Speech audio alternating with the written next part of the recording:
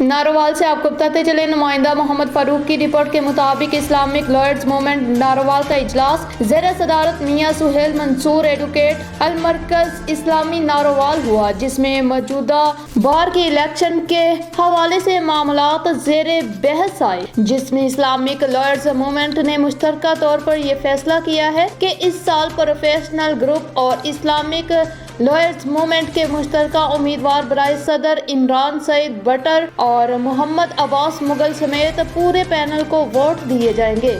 इस मौका पर मोहम्मद इलियास खोखर सरप्रस्त Islamic lawyers movement Narowal, Chaudhry Habibullah Tatla, Mohammad Sadiq Tatla, Mohammad Usman Malli, Chaudhry Abdul Sattar Goraya, Chaudhry Ahsan Adeel, Mian Mudassar Islam, Chaudhry Qaiser Imtiaz Mohal, Chaudhry Mohammad Sajjad Mohal, Mohammad Zulfiqar Bhatt, Noor Ilahi ने ऐलान किया कि इंशाअल्लाह ताला इस दफा जीत इमरान सईद बटर और मोहम्मद अब्बास मुगल की होगी। हम पूरे पैनल को भरपूर तरीके से वोट देंगे।